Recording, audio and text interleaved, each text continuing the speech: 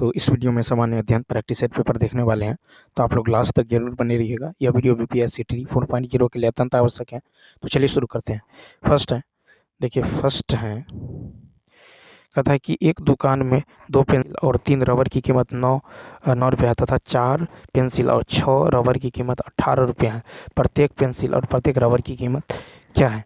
तो यहाँ पे देखिए क्वेश्चन नंबर 31 जो होगा, तो यहाँ पे देखिए 2 पेंसिल और 3 रबर, ठीक है, इसका कीमत है 9 रुपया। समीकरण मान लीजिए 1। फिर है 4 पेंसिल और 6 रबर, इसका कीमत है आपको 18 रुपया। समीकरण मान लीजिए 2।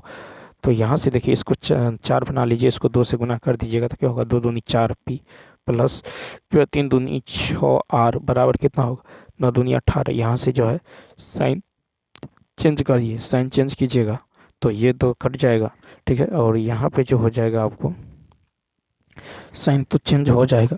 अब देखिए यहाँ पे क्या बचेगा, ये भी कट जाएगा, साइन चेंज कीजिएगा तो देखिए उपरोक्त दोनों समीकरण जो है समान है, ठीक है। इसलिए 2 वेरिएबल चर का मान ज्ञात नहीं किया जा सकता, तो इसका राइट आंसर ई ऑप्शन हो जाएगा। नेक्स्ट फिर देखिए कहता है कि 4 बहनों की औसत आयु 7 है। यदि हम इसमें माँ की औसत आयु जोड़ दें तो औसत आयु 6 वर्ष बढ़ जाती है, माँ की आयु। तो देखिए जो माँ की जो आयु होगा ये 7 तो होगा ही प्लस, ठीक है, 6 वर्ष बढ़ जाती है औसत। तो 6 वर्ष जो है सभी 5 का सदस्यों का बढ़ता है, तो यानी कितना बढ़ता है, 30 बढ़ता है, ठीक है। 30 बढ़ जाता है तो कितना होगा, 30 और 7 37, ए ऑप्शन। तो यहाँ पे क्या हो जाएगा, 37 वर्ष हो जाएगा। नेक्स्ट क्वेश्चन की यदि बात करें, ठीक है, इसको दूसरे तरीके से भी बना सकते हैं। जैसे देखिए 7 है और 6 बढ़ जाता है तो औसत कितना होता है, 13। ये 5 का होता है तो 13 पंचे कितना होगा, 65 कुल। और बाकी जो है आपको 4 का औसत कितना होगा, 4 गुने 7, 7 चौक 28। तो इसमें से आप 28 घटा दीजिए, पता चल जाएगा कितना, 37। नेक्स्ट क्वेश्चन नंबर देखिए, कहता है कि 121 वर्ग मीटर आधार क्षेत्रफल और 23 मीटर ऊंचाई वाले लंब जो है प्रिज्म का आयतन क्या होगा। तो यहाँ पे देखिए, तो प्रिज्म का जो आयतन होता है, ये होता है आधार का क्षेत्रफल, ठीक है। आधार का क्षेत्रफल यानी आधार का क्षेत्रफल अगुने हाइट। तो आधार का क्षेत्रफल कितना है, आधार का क्षेत्रफल 121 और ऊंचाई है 23, गुना कर लीजिए 1 तिया 3 इकाई स्थान पे 3। तो यहाँ पे राइट आंसर क्या हो जाएगा, बी ऑप्शन, ठीक है। नेक्स्ट क्वेश्चन देखिए, फिर कहता है 1 और 50 के बीच कितनी अभाज्य संख्याएं हैं। 1 और 50 के बीच कितनी अभाज्य संख्याएं हैं। तो यहाँ पे राइट आंसर जो हो जाएगा, तो देखिए 1 और 50 के बीच जो है 15 अभाज्य संख्या है, 1 और 50 के बीच, ठीक है। देखिए 2 3 5 7 11 13 17 19 23 29 31 37 41 43 47।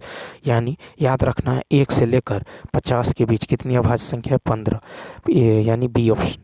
नेक्स्ट फिर देखिए कहता है इसको सॉल्व करना है। तो देखिए 2 2 4 2 6 2 8, 2 2 4 2 6 2 8, यानी दशमलव तो खत्म हो जाएगा। तो 1225 बचेगा। तो 1225 बटा में 5329। तो देखिए ये किसका है, 35, और ये है आपको 73 का होल, ठीक है। तो 35 बटा 73, इसका वर्गमूल निकालिएगा, कितना होगा, 35। देखिए इकाई स्थान पर 5 है तो किसका स्क्वायर करिएगा तो 5 आएगा, 5 का, ठीक है। और एक अंक काट दीजिए। फिर 12 किसके स्क्वायर के नज़दीक है, 3 के स्क्वायर, तो 35। यहाँ पर देखिए 9, तो या तो 7 के स्क्वायर कीजिएगा तो 9 आएगा, या नहीं तो 3 का स्क्वायर। यहाँ पे छोड़ दीजिए 2 को। 53 किसके स्क्वायर के नज़दीक है, तो 53 जो है 7 के, तो यहाँ भी 7, यहाँ भी 7। अब देखिए 7 से 1 ज़्यादा 8 होता है, 8 8 7 कितना होगा, 56। अब देखिए 53 जो है 56 से बड़ा है या छोटा है, तो यहाँ पे छोटा संख्या लेंगे, यानी 73 होगा, यानी 35 बटा 73, यानी इसका right answer A option. Next question number देखिए, फिर कहता है इतना धनात्मक वास्तविक संख्या है, तो इतना का जो है बराबर होगा, तो 5th रूट है, ठीक है। तो यहाँ पे क्या हो जाएगा, तो 3125 को लिख सकते हैं 5 के पावर 5, और x के पावर 5 के पावर 2 लिख सकते हैं, y को ऐसे ही रहने दीजिए, और z के पावर 5 के पावर 2 लिख सकते हैं। इसका वर्गमूल निकाल लीजिए, इसमें से एक 5 निकल जाएगा। फिर x जो है यहाँ से x स्क्वायर जो है, यहाँ से x स्क्वायर निकल जाएगा। फिर y के पावर 5 है तो एक y निकल जाएगा, फिर z के स्क्वायर निकल जाएगा, यानी इसका राइट आंसर ए ऑप्शन हो जाएगा। नेक्स्ट फिर कहता है 3 tan थीटा बराबर इतना। तो देखिए यहाँ पे हम क्या करते हैं, कॉस से भाग दीजिएगा तो क्या होगा, 3 + 2 tan थीटा, ठीक है। और ये इधर हो जाएगा 3 - 2 tan थीटा, ठीक है। तो यहाँ पे टेन थीटा की जगह रख लीजिए कितना 4/3, ये 3 इधर चला जाएगा, 4/3 प्लस 2 गुने 4/3 और नीचे में हो जाएगा 3 माइनस 2 गुने 4/3। ठीक है, तो 3 तिया 9, 4 तिया 9, 8 17। ठीक है, फिर नीचे में देखिए 3 तिया 9, 4 8 यानी 1/3 नीचे में होगा, 1/3 से 3 कट जाएगा तो कितना होगा। तो यहाँ पे जो राइट आंसर हो जाएगा, देखिए यहाँ पे जो है कितना है 3। ठीक है, यहाँ पे जो है सॉरी क्या कर दी, कॉस से भाग दीजिएगा तो यहाँ पे होगा 3 टेन थीटा। ठीक है, प्लस का 2 और नीचे में 3 टेन थीटा माइनस का 2 हो जाएगा, यानी 3 गुने 4/3। ठीक है, और प्लस का 2 और नीचे में हो जाएगा 3 गुने 4/3 माइनस का 2, 3 से 3 खत्म, 3 4 2 6 और नीचे में कितना होगा, 4 में से 2 गया 2 3 6, यानी यहाँ पे राइट आंसर 3 हो जाएगा। ठीक है, नेक्स्ट क्वेश्चन देखिए, फिर कहता है कि लोहे का एक जो है ठोस टुकड़ा इतना इतना विमाओं वाले एक घनाभ के आकार का है, इसको ढालकर एक जो ठोस गोला बनाया जाता है गोले की त्रिज्या। तो देखिए, तो जो घनाभ का आयतन होगा वो गोले के आयतन के बराबर होगा। गोला का आयतन होता है 4/3, तो है 4/3 पाई, 4/3 पाई r³ बराबर ये बराबर होगा इतना गुने इतना। ठीक है, यानी 49 गुने 33 गुने 24। ठीक है, तो देखिए 11 तिया 11 दूनी 22। ठीक है, यहाँ पे 24 है, तो देखिए 4 दूनी 8 तिरिक 24। ठीक है, 8 तिरिक 24। अब तो कटने वाला है नहीं, तो r बराबर क्या हो जाएगा, यानी r³ बराबर हो जाएगा 7 का क्यूब, ये 7 उधर चला जाएगा, फिर 3 का क्यूब, यानी कितना होगा, r का मान 21 हो जाएगा। तो यहाँ पे राइट आंसर सी हो जाएगा 38 39। देखिए 39 है कि नाभिकीय रिएक्टरों में D2O का प्रयोग होता है, सी ऑप्शन मंदक के रूप में। ठीक है, तो देखिए नाभिकीय रिएक्टरों में D2O का उपयोग मंदक के रूप में किया जाता है। ठीक है, परमाणु रिएक्टर में पानी सबसे अधिक इस्तेमाल किया जाने वाला मॉडरेटर है। फिर है कि श्रृंखला प्रतिक्रिया को रोकने के लिए जो है तेजी से आगे बढ़ने वाले न्यूट्रॉन को धीमी करने के लिए परमाणु रिएक्टरों में ग्रेफाइट या भारी पानी का उपयोग मॉडरेटर के रूप में किया जा सकता है। यह तेज न्यूट्रॉनों की गति को कम करता है और परमाणु श्रृंखला प्रतिक्रिया को बनाए रखने में मदद करता है। फिर है कि न्यूट्रॉन परमाणुओं से टकराते हैं और उनकी गति धीमी हो जाती है। गति के संरक्षण के कारण ही तो यह थोड़ा धीमा हो जाता है। मॉडरेटर रिएक्टरों को थर्मल रिएक्टर कहा जाता है। थर्मल रिएक्टरों में थर्मल यह शब्द जो है इंगित करता है कि सबसे अधिक विखंडन पैदा करने वाले न्यूट्रॉन अपने आसपास के परमाणुओं के साथ थर्मल संतुलन में रहता है। थर्मल जो है रिएक्टर केवल यह कहने का एक तकनीक है कि परमाणु रिएक्टर में जो है सो धीमे न्यूट्रॉन होते हैं जो एक मॉडरेटर ठीक है द्वारा धीमे होते हैं। ठीक है, आमतौर पर जो है उपयोग किए जाने वाले मॉडरेटर में नियमित साधारण जल दुनिया के 74.8% रिएक्टरों में, ठोस ग्रेफाइट रिएक्टरों का 20%, भारी पानी रिएक्टरों का 5% शामिल है। सबसे आम परमाणु ईंधन रेडियोधर्मी धातुएं यूरेनियम 235 और प्लूटोनियम 239 है। नेक्स्ट कहता है कि देखिए यहाँ पे लैक्टियल निम्नलिखित में से किससे संबंधित होता है, 40 का सी, यानी वसा अवशोषण से। तो लैक्टियल जो है वसा अवशोषण से संबंधित होता है। लैक्टियल्स लसिका कोशिकाएं हैं जो छोटी आंत के विली में पाई जाती हैं। इनका मुख्य कार्य है कि छोटी आंत से फैटी एसिड ग्लिसरॉल को अवशोषित करना है। लैक्टियल्स बचे हुए वसा को अवशोषित करते हैं और अन्य पदार्थों के साथ मिलाकर जो है काइलोमाइक्रोन बनाते हैं। ये जो है काइलोमाइक्रोन लैक्टियल्स में लसिका के साथ मिलकर एक दूधिया सफ़ेद पदार्थ बनाते हैं जिसे चाइल कहा जाता है। ठीक है, फिर है कि लैक्टियल्स की वाहिकाएं चाइल को जो वक्षीय जो है वाहिनी तक ले जाती हैं जो फिर चाइल को रक्त प्रवाह में भेज देता है। अतः वसा के लैक्टियल में जाने से पहले यकृत से पित्त एंजाइम लाइपेज की क्रिया के लिए छोटी बूंदों में वसा का वाष्पीकरण होता है। नेक्स्ट है प्रकाश संश्लेषण के अध्ययन से संबंधित वनस्पति विज्ञान की शाखा है, सी ऑप्शन पादप कायिकी।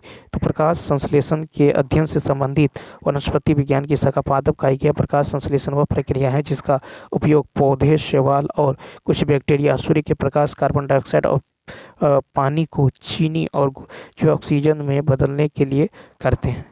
ठीक है, यह जो है प्रक्रिया रासायनिक रूप से कार्बन डाइऑक्साइड और पानी को भोजन और ऑक्सीजन में परिवर्तित करती है। यह रासायनिक अभिक्रिया क्लोरोफिल नामक जो है वर्णक पर जो है निर्भर करती है, जो पौधों को हरा रंग देता है। प्रकाश संश्लेषण की वह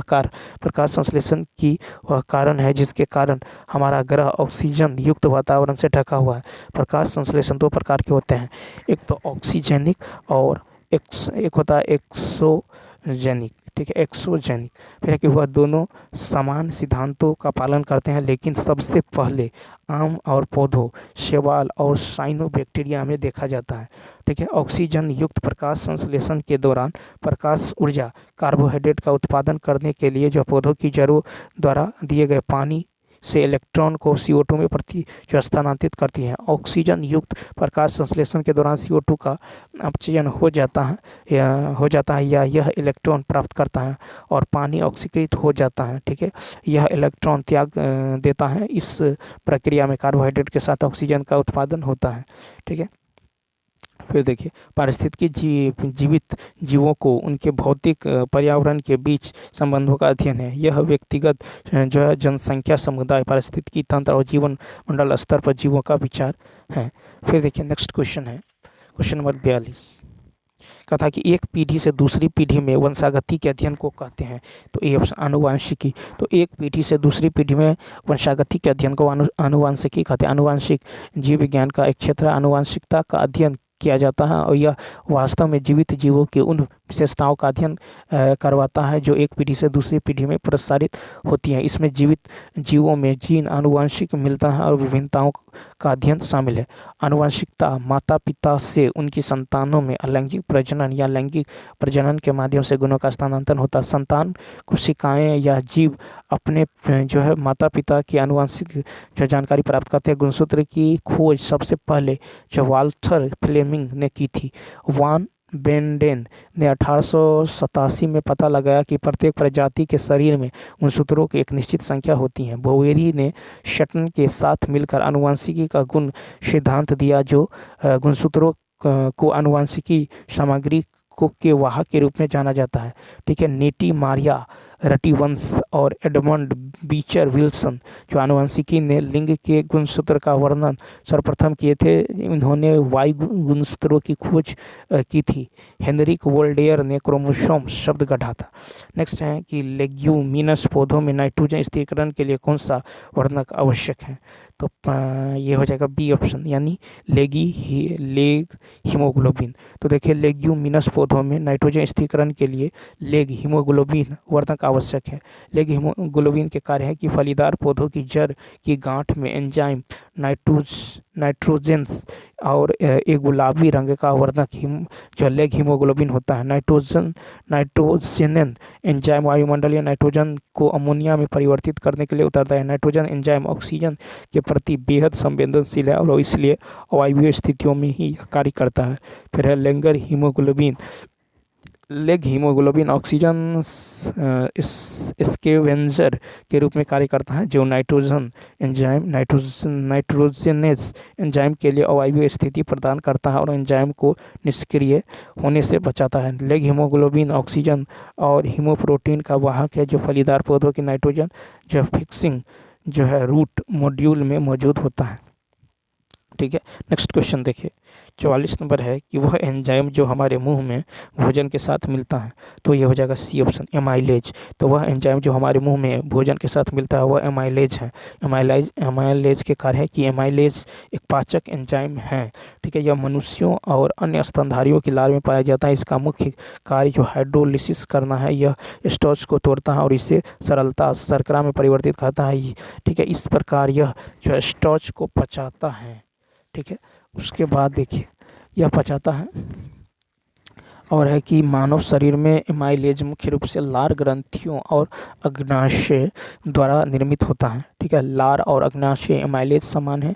वे अलग अलग 3 क्रमशः जो है AMY फर्स्ट और AMY2 द्वारा ग्लूकोज जो है एनकोड किए जाते हैं और विभिन्न जो है मूल के स्टार्च के खिलाफ गतिविधियों में जो विभिन्न स्तर दिखते हैं। पेप्सिन एक एंजाइम है जो पेट में माइलेज जो है पेप्सिनोजेन के रूप में उत्पन्न होता है। पेप्सिन जो गैस्ट्रिक जो ग्रंथियों द्वारा निर्मित होते हैं। नेक्स्ट क्वेश्चन देखिए। नेक्स्ट क्वेश्चन है कि Al2O3 2SiO2 2H2 जो किसका रासायनिक सूत्र है? तो इसका राइट आंसर होगा बी ऑप्शन, चीनी मिट्टी। Al2O3 2SiO2 2H2 चीनी मिट्टी का रासायनिक सूत्र है। और कहता है जब एल्युमिनियम सल्फेट को हाइड्रेट किया जाता है तो वह जो है कहता है काओलिन देता है। काओलिन एक मिट्टी का खनिज है। इसका रासायनिक सूत्र Al2O3 2SiO2 2H2 होता है। चीनी मिट्टी के बर्तन का उत्पादन करने के लिए जो है काओलिन को उच्च तापमान के अधीन किया जाता है। ठीक है। फिर एल्युमिनियम ऑक्साइड Al2O3 यौगिक को जो एल्यूमिना के नाम से जाना जाता है। यह जो है प्राकृतिक रूप से बॉक्साइट, कोरंडम और सफ़ेद नीलम के रूप में जो है पाया जाता है। फिर है कि रूबी नीलम और पुखराज नीला जो है नीलम और पन्ना के रूप में भी पाया जाता है, जिसका विशिष्ट रंग जो अशुद्धियों के रूप में मौजूद अन्य धातुओं के ऑक्साइड के कारण होता है। नेक्स्ट क्वेश्चन देखिए। कहता है कि वह जानवर जो मुख्यतः मांस खाता है क्या कहलाता है? तो बी ऑप्शन, कार्निवोर। तो देखिए वह जानवर जो मुख्यतः मांस खाता है कार्निवोर कहलाता है। मांसाहारी को अल्प मांसाहारी या मध्य मांसाहारी के रूप में भी वर्गीकृत किया जाता है। हाइपोकॉर्निवोर्स सबसे कम मात्रा में मांस खाते हैं। यह अपने आहार में 30% से कम मांस खाते हैं। वे मछली जो है जामुन, मेवे और जरे भी खाते हैं। फिर है कि मेसो कार्निवोरस के आहार में 50 से 70% मांस होता है। उदाहरण के लिए रेकून, लोमड़ी, कोयोट शामिल है। शाकाहारी, मांसाहारी और सर्वाहारी उपभोक्ता हैं। ठीक है। शाकाहारी प्राथमिक उपभोक्ता है, मांसाहारी और सर्वाहारी द्वितीयक उपभोक्ता है। ठीक है। और हाइपर कार्निवोर एक ऐसा जीव है जो अपने आहार के लिए कम मांस से कम 70% जानवरों पर निर्भर रहता है। नेक्स्ट कहता 1 दिसंबर 2022 को किस हवाई अड्डे पर जो है GD यात्रा शुरू नहीं की गई थी? तो देखिए इसका जो राइट आंसर हो जाएगा ये हो जाएगा बी ऑप्शन, रायपुर। तो देखिए 1 दिसंबर 2022 को रायपुर जो हवाई अड्डे पर GD यात्रा शुरू नहीं हुई थी। 3 हवाई अड्डे पर जो प्रथम चरण में जो सर्वप्रथम 1 दिसंबर 2022 को GD यात्रा सुविधा प्रदान जो मदद से पेपरलेस एंट्री की शुरुआत की गई। और यह हवाई अड्डे है दिल्ली, बेंगलुरु और वाराणसी। और देखिए केंद्रीय नागरिक उड्डयन मंत्री ज्योतिरादित्य सिंधिया ने 1 दिसंबर 2022 को GD यात्रा सुविधा का शुभारंभ किया था। ठीक है। उसके बाद देखिए GD यात्रा जो है फेशियल रिकॉग्निशन टेक्नोलॉजी पर आधारित एक टेक्नोलॉजी है, जिसकी मदद से जो एयरपोर्ट्स पर यात्रियों की निर्बाध और जो है कॉन्टैक्टलेस पहचान की जो है पूरा किया जाएगा। यह जो है एयरपोर्ट्स चेक पॉइंट्स पर जो चेहरे की पहचान प्रणाली के आधार पर यात्रा डेटा की जांच करेगा। नेक्स्ट फिर है कि गणतंत्र दिवस 26 जनवरी 2023 को मुख्य अतिथि कौन थे? 48 का सी, अब्देल फतेह अल सीसी। गणतंत्र दिवस 26 जनवरी 2023 को मुख्य अतिथि के रूप में मिस्र के राष्ट्रपति अब्देल फतेह अल सीसी थे। अब्देल फतेह अल सीसी 2014 से मिस्र के 6ठे राष्ट्रपति के रूप में कार्यरत हैं। भारत और मिस्र दोनों इस साल राजनयिक संबंधों की स्थापना की 75वीं वर्षगांठ मना रहे हैं। साल 2022-23 में भारत की G20 की अध्यक्षता के दौरान मिस्र को जो अतिथि देश के रूप में भी आमंत्रित किया गया। भारत के अन्य अतिथि देशों में Netherland, Singapore, Spain, USA, Oman, Bangladesh, Mauritius, Nigeria है। काहिरा मिस्र की राजधानी और सबसे बड़ा शहर है। भारत के गणतंत्र दिवस 2024 में मुख्य अतिथि फ्रांस के राष्ट्रपति इमैनुअल मैक्रो है। नेक्स्ट क्वेश्चन देखिए। फिर कहता है कि 5वां जो है यूरोपीय संघ जो है भारत प्रतियोगिता, ठीक है, 5वां यूरोपीय संघ भारत प्रतियोगिता सप्ताह 2022 कहाँ आयोजित किया गया? सी ऑप्शन, नई दिल्ली में। तो 5वां यूरोपीय संघ भारत प्रतियोगिता सप्ताह 2022 का आयोजन नई दिल्ली में किया गया। यूरोपीय संघ भारत प्रतियोगिता सप्ताह के 5वें संस्करण का उद्घाटन जो संगीता वर्मा कार्यवाहक जो है अध्यक्ष CCI, ठीक है, और शैम्पू जो है नुस्मी भारत और भूटान में यूरोपीय संघ के प्रतिनिधित्व मंडल के रूप में उप जो है प्रमुख द्वारा दिया गया। प्रतियोगिता सप्ताह 5 से 7 दिसंबर 2022 के दौरान आयोजित किया गया। नेक्स्ट फिर कहता है कि 50 नंबर देखिए, सूर्य का अध्ययन करने के लिए 2 सितंबर 2023 को लॉन्च किए गए इसरो के आदित्य L1 मिशन के जो है परियोजन निर्देशक कौन थे? 50 का सी, निगार साजी। सूर्य का अध्ययन करने के लिए 2 सितंबर 2023 को लॉन्च किए गए इसरो के आदित्य L1 मिशन के परियोजना निर्देशक निगार साजी थे।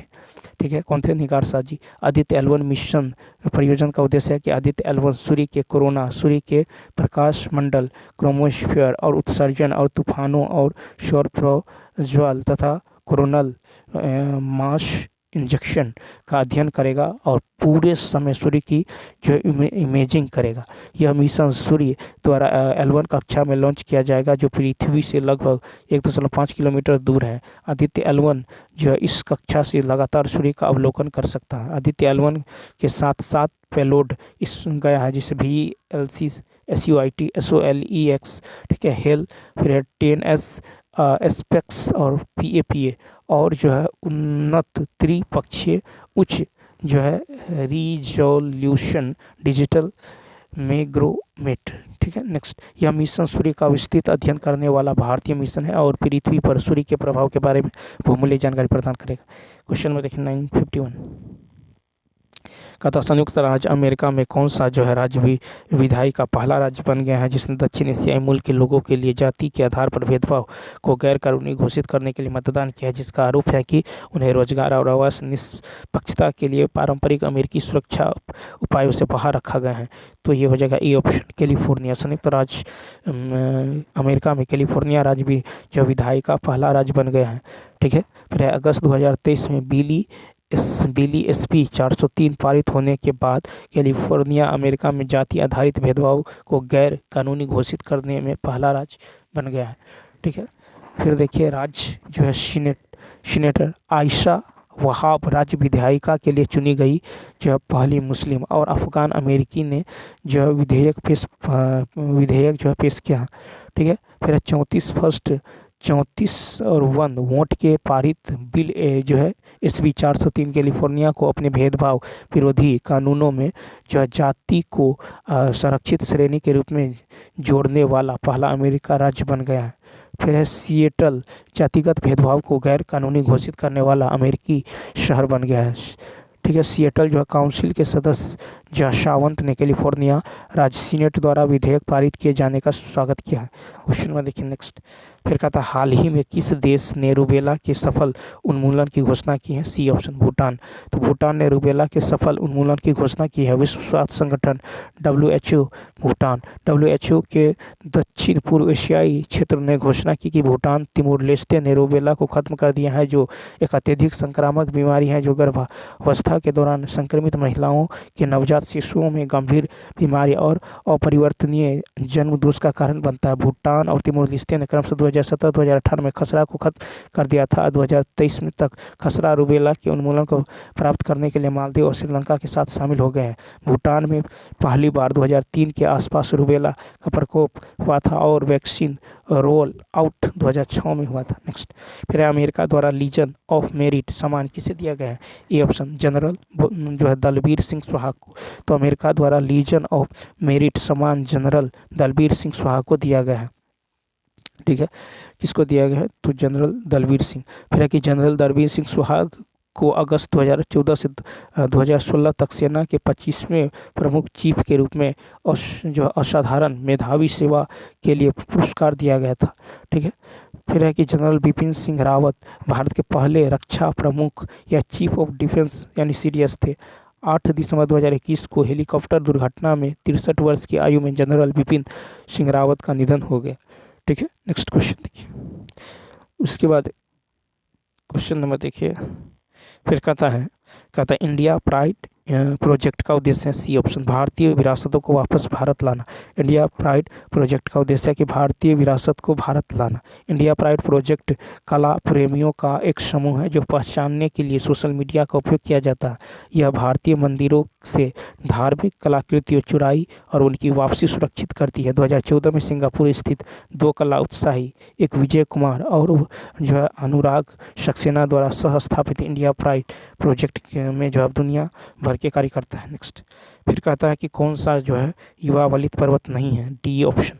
तो देखिए दिए गए, तो यहाँ पे जो है अरावली एवं अरावली एवं अपलेशियन जो है युवा वलित पर्वत नहीं है। कहता है जब चट्टानों में पृथ्वी के आंतरिक बलों द्वारा मोड़ या वलन पड़ता है तो उसे मोड़दार या वलित पर्वत कहा जाता है। मोड़दार पर्वत विश्व के सबसे ऊंचे तथा सर्वाधिक विस्तृत पर्वत है। ये पर्वत लहरदार होते हैं तथा इनमें उनके अभिनेताओं, ठीक है, वो जो है अपनीतियों पाई जाती हैं। हिमालय, आल्प्स, यूराल, एंडीज एवं एटलस आदि प्रमुख मोड़दार या वलित पर्वत के उदाहरण हैं। नेक्स्ट है कि किसकी जो है न्यून हिम रेखा है, सी ऑप्शन, आल्प्स क्षेत्र। तो देखिए आल्प्स क्षेत्र में न्यून हिम रेखा है। आल्प्स पर्वत जो अल्पाइन जो है ओरोजेनी के दौरान जो है उभरा हुआ भाग है। आल्प्स में हिम रेखा 275 मीटर ऊंचाई पर है। भूमध्य रेखा पर लगभग 7500 मीटर की ऊंचाई पर हिम रेखा है। हिमालय क्षेत्र में हिम रेखा 4500 मीटर की ऊंचाई पर है। ठीक है, यह घटना लगभग 65 मिलियन वर्ष पूर्व शुरू हुआ था, जो मोजोइक, ठीक है, मेसोजोइक युग के पास आने के दौरान घटित हुआ है। आल्प्स जो उबड़ खाबड़ और ऊंचे शंक्वाकार चोटियों में निर्मित एक युवा वलित पर्वत है। और मोंट ब्लांक जो आल्प्स की सबसे ऊंची चोटी है, जो समुद्र तल से 4804 मीटर ऊंचा है। नेक्स्ट कहता कर्क रेखा द्वारा जो सर्वाधिक क्षेत्र आच्छादित है, बी ऑप्शन, मालवा का पठार। तो कर्क रेखा द्वारा सर्वाधिक क्षेत्र जो आच्छादित मालवा पठार है। मालवा का पठार जो मध्य भारत के पठार और उत्तर में बुंदेलखंड उच्च भूमि, पूर्व और दक्षिण में विंध्य श्रेणी और पश्चिम में गुजरात मैदानों से घिरा हुआ है। यह पठार मध्य प्रदेश के जो आगर, देवास, थार, इंदौर, झाबुआ, मंदसौर, नीमच, रामगढ़, ठीक है, राजगढ़, रतलाम, शाहजहाँपुर और जो है उज्जैन, गुना और सोहर जिले और जो है झालावाड़ जिले और राजस्थान के कोटा, जो बांसवाड़ा और प्रतापगढ़ के जिले के कुछ हिस्से हैं। इस पठार का निर्माण 60 से 68 मिलियन वर्ष पूरा हुआ, ठीक है, पूर्व हुआ है। कहता है कि यहाँ जो प्रमुख नदियाँ चंबल है, छोटा नागपुर के पठार झारखंड, उड़ीसा, पश्चिम बंगाल और छत्तीसगढ़ के कुछ हिस्से हैं। छोटा नागपुर के पठार की ऊंचाई लगभग 4430 फीट है। छोटा नागपुर पठार का क्षेत्र बॉक्साइट और लौह अयस्क आदि जैसे संसाधनों के समृद्ध है। नेक्स्ट है कांटेदार जंगल नहीं पाए जाते हैं, 58 का सी ऑप्शन, तमिलनाडु में कांटेदार जंगल नहीं पाए जाते हैं तमिलनाडु में। ये वन गुजरात से लेकर राजस्थान व पंजाब के उन भागों से मिलते हैं जहाँ वार्षिक वर्षा 70 सेंटीमीटर से कम होती है। ये केवल केवल वन मध्य प्रदेश के इंदौर से आंध्र प्रदेश के कुरनूल तक के पठार मध्य भाग में जो है अर्ध चंद्राकार जो है पेटी में मिलते हैं। ठीक है, इस प्रकार की वनस्पति शुष्क जो है क्षेत्रों में पाई जाती हैं। ठीक है, पानी की कमी को पूरा करने के लिए पत्तियां कांटे के रूप में प्रयुक्त होती हैं। ठीक है, इस प्रकार के जंगल राजस्थान, पंजाब, हरियाणा, पश्चिमी घाट और गुजरात पूर्वी ढलान में पाए जाते हैं। नेक्स्ट है किस राज्य में सबसे अधिक लेटेराइट मिट्टी है? तो इसका राइट आंसर होगा सी, मेघालय। तो देखिए यहाँ पे जो है सबसे अधिक लेटेराइट मिट्टी मेघालय राज्य में है। लेटेराइट मिट्टी की उत्पत्ति 200 सेंटीमीटर या उससे अधिक वाले क्षेत्रों में चूना सिल्का के निश्चालन से होती है। लेटेराइट मिट्टियों का स्वरूप ईंट जैसा होता है, भीगने पर ये कोमल तथा सूखने पर कठोर व कंटीली होती हैं। लेटेराइट मिट्टी का लाल रंग लौह ऑक्साइड की उपस्थिति के कारण होती है। लेटेराइट मिट्टी में लौह ऑक्साइड, एल्युमिनियम ऑक्साइड की प्रचुरता होती है। ठीक है, परंतु नाइट्रोजन, फास्फोरस अम्ल, पोटाश, चूना और कार्बनिक तत्वों की जो है कमी होती है। लेटेराइट मिट्टियाँ सह्याद्री, पूर्वी घाट, राजमहल पहाड़ी, सतपुरा, असम, मेघालय पहाड़ियों के शहरी जो है शिखरों में मिलती हैं।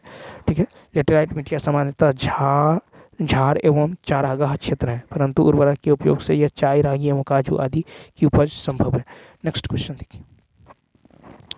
नेक्स्ट क्वेश्चन है कि उस देश का नाम बताएं जो पहले G21 की जो है मेजबानी करेगा। C option, Brazil. तो सबसे पहले G21 की जो मेजबानी ब्राज़ील करेगा। 18वां G20 शिखर सम्मेलन का आयोजन भारत के नई दिल्ली में किया गया। इस सम्मेलन का मुख्य उद्देश्य था वसुधैव कुटुंबकम, यानी one earth one family one future. Bharat की मेजबानी में आयोजित सम्मेलन में प्रधानमंत्री नरेंद्र मोदी ने घोषणा की कि अफ्रीकी यूनियन G20 जो है का नया सदस्य के रूप में शामिल हुआ है। 55 देशों के समूह ही अफ्रीकन यूनियन को G20 में शामिल जो सर्वसम्मति से की गई है। अफ्रीकी यूनियन के शामिल होने के बाद इस समूह का नाम बदलकर G21 होने की उम्मीद है। अफ्रीकी यूनियन कुल 55 देश का समूह है जिसकी GDP 18.81 हज़ार करोड़ रुपए है। ठीक है, अगले साल 2024 ब्राज़ील अध्यक्षता में होने वाले ठीक है G20 सम्मेलन में यह पूर्व सदस्य तौर पर शामिल होगा। नेक्स्ट कहता कि हवा में नमी मापने के लिए किस उपकरण का उपयोग किया जाता है? 61 का सी ऑप्शन हाइग्रोमीटर। तो हवा में नमी मापने के लिए हाइग्रोमीटर उपकरण का उपयोग किया जाता है। ठीक है, देखिए और रहते एमीटर, तो यह उपकरण द्वारा विद्युत धारा की तीव्रता एम्पियर में मापी जाती है। एनीमोमीटर यह हवा की गति ऑरल की गणना करते हैं। ऑडियोमीटर यह ध्वनि की तीव्रता को मापता है। ओडोफोन इसका उपयोग सुनने की अपूर्ण भावना को सुधारने के लिए किया जाता है। वोलोमीटर यह ऊष्मा विकिरण को मापता है। कैलोरीमीटर ये इसका उपयोग जो है यह मापने के लिए किया जाता है कि कोई सामग्री जितनी गर्मी उत्सर्जित या अवशोषित करती है। इसका उपयोग जो थर्मोडायनेमिक्स और रसायन विज्ञान में किया जाता है। फिर कैब्यूरेटर ठीक है, तो ये इसका उपयोग जो है आंतरिक दहन इंजन में पेट्रोल वाष्प के साथ हवा को चार्ज करने के लिए किया जाता है। कार्डियग्राम यह हृदय की गति को ट्रैक करता है क्योंकि इसे कार्डियोग्राफ पर कैद किया जाता है। फिर एक कम्यूटेटर डायनेमो में विद्युत धारा की दिशा बदलने या हटाने के लिए इस उपकरण का उपयोग किया जाता है। फिर क्रेकोग्राफ तो यह पौधों में वृद्धि मापता है। साइक्लोट्रॉन यह जो एक आवेशित कण है त्वरक है जो आवेशित कण की ऊर्जा को बढ़ाने में सक्षम है। डायनेमो तो इसे जो है इसके द्वारा यांत्रिक ऊर्जा को विद्युत ऊर्जा में परिवर्तित किया जाता है। फिर है आपको फ्रेथोमीटर, तो यह समुद्र की गहराई की गणना करता है। और यूडीमीटर गैस रासायनिक प्रक्रियाओं में मात्रा जो है परिवर्तन को मापने के लिए किया जाता है। नेक्स्ट क्वेश्चन में देखिए 62 है, कहा कि कौन सी भूमध्य सागर से भारत के उत्तर पश्चिमी भाग की ओर चलता है? तो 62 का ए ऑप्शन। तो पश्चिमी विक्षोभ जो है भूमध्य सागर से भारत के उत्तर पश्चिमी भाग की ओर चलता है। ठीक है, पश्चिमी विक्षोभ भारतीय उपमहाद्वीप में जाड़े के मौसम में पश्चिमी तथा उत्तर पश्चिम दिशा में जो है प्रवेश करते हैं। यह भूमध्य सागर पर उत्पन्न होते हैं तथा भारत में इनका प्रवेश जो पश्चिमी जेट प्रवाह द्वारा होता है। यह विक्षोभ भारत के उत्तरी तथा उत्तरी पश्चिमी भागों में शीतलकालीन वर्षा के लिए जिम्मेदार है।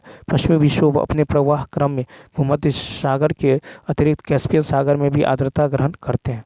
ठीक है, पश्चिमी विक्षोभ रबी की फसलों के लिए अत्यधिक लाभदायक होते हैं तथा हिमालय के अधिकांश भागों में इसके कारण ही हिमपात होता है।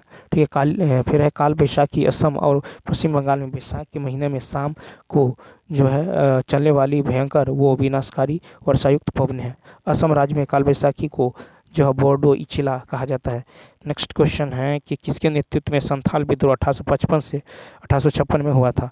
तो देखिए इसका राइट आंसर होगा ई ऑप्शन। तो देखिए संथाल विद्रोह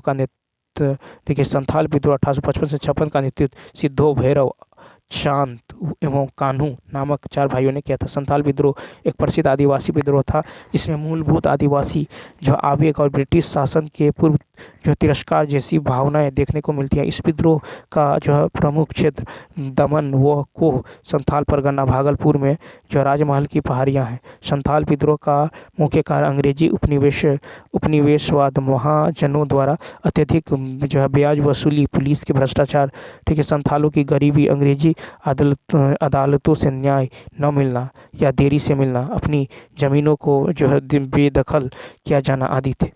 ठीक है, नेक्स्ट क्वेश्चन देखिए। फिर कहा था कि 5 मार्च 1931 को कौन सी घटना घटी? तो ए ऑप्शन गांधी इरविन। तो देखिए 5 मार्च 1931 को गांधी इरविन समझौता हुआ था। गांधी इरविन समझौते के परिप्रेक्ष्य में सरोजिनी नायडू ने गांधी और इरविन को 2 महात्मा की संज्ञा दी। इस समझौते के अंतर्गत 2 शर्तें वायसराय इरविन द्वारा मानी गई। ठीक है, जिन राजनीतिक बंदियों पर हिंसा के आरोप है उन्हें जो उन्हें छोड़कर शेष को रिहा कर दिया जाएगा। भारतीयों को समुद्र तटीय प्रदेशों में बिना कर दिए नमक जो है बनाने की जो अनुमति। भारतीय लोग शराब व विदेशी वस्तुओं की दुकान पर कानून की सीमा के भीतर धरना दे सकते हैं। ठीक है, उसके बाद देखिए इस समझौते के तहत कांग्रेस की तरफ से गांधी जी ने कुछ बातों को स्वीकार किया कि सविनय अवज्ञा आंदोलन स्थगित कर दिया जाएगा। कांग्रेस निकट भविष्य में होने वाली गोलमेज सम्मेलन में भाग लेगी और कांग्रेस जो है ब्रिटिश सामानों का बहिष्कार नहीं करेगी। कराची जो है कांग्रेस अधिवेशन की अध्यक्षता सरदार वल्लभ भाई पटेल ने की थी। 65 नंबर है, कहता है बिहार यूथ लीग का गठन कब हुआ? तो देखिए इसका राइट आंसर होगा 1928 में। तो बिहार यूथ लीग का गठन 1928 में किया गया था। बिहार यूथ लीग का गठन प्रो ज्ञान शाह द्वारा मोतिहारी में किया गया था। बिहार यूथ लीग की स्थापना का मुख्य जो है कारण नवयुवकों की संगठित करना है। बिहार यूथ लीग के द्वारा राष्ट्रीय जो है स्वतंत्रता आंदोलन में गति प्रदान करना है। प्रो ज्ञान शाह ने घोषणा किया कि सच्चाई पर हम हैं, सेवा हमारा धर्म है और स्वतंत्रता हासिल करना है। ठीक है, फिर है कि बिहार यूथ लीग 14 अप्रैल 1929 को युवा दिवस मनाया जाता है। ठीक है, फिर है बिहार यूथ लीग में 1906 में राजेंद्र प्रसाद की अध्यक्षता में प्रथम बिहार छात्र सम्मेलन आयोजन किया गया। नेक्स्ट है 6 अप्रैल 1930 को चंपारण में नमक